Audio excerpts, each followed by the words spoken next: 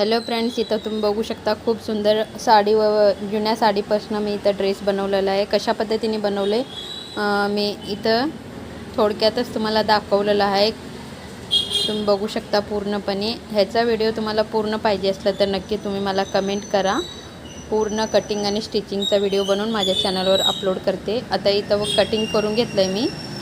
पुढं आणि मागं मी चौकनच गळा ठेवणार आहे. तर इथं तुम्ही बघू शकता मी स्टिच करून घेते आणि पलटी करून घेते. इथं खूप सुंदर ड्रेस रेडी झालेला आहे. तुम्हाला दाखवलेलं वेअर करून खूप छान फिटिंग वगैरे सगळं बसलेलं आहे.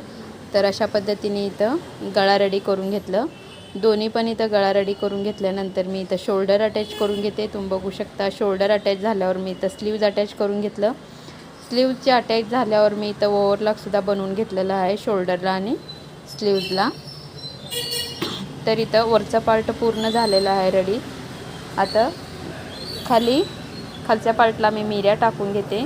मिऱ्या बनवून घ्यायला मी अगोदर इथं साडीवरच्या कापडवर मिऱ्या बनवून घेते. त्याच्यानंतर मी अस्तरवरच्या पण बनवून घेते. तर इथं सर्वात अगोदर मी इथं आयरन करून घेते मिऱ्यांना. तुम्ही बघू शकता खूप सुंदर अशा पद्धतीने ड्रेस रेडी होणार आहे. त्यामुळं व्हिडिओ कसा वाटला ते नक्की कमेंटमध्ये कळवा.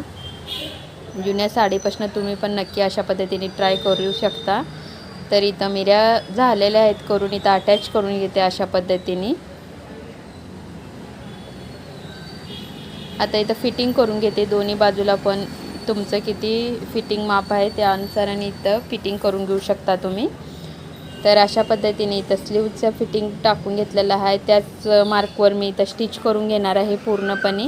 खूप सुंदर घेरदार इथं वन पीस रेडी झालेला आहे. त्याच्यानंतर इथं तुम्ही बघू शकता मी इथून पुढं मेन फॅब्रिकची स्टिचिंग करून घेते. त्याच्यानंतर मी अस्तरचं पण स्टिच करून घेतलेलं आहे. इथं पूर्ण रेडी झालेलं आहे.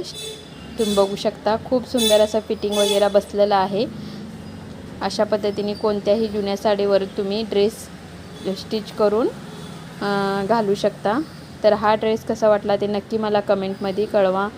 तर चला अशाच एक नवीन व्हिडिओमध्ये लगेच भेटू. हा व्हिडिओ बघितल्या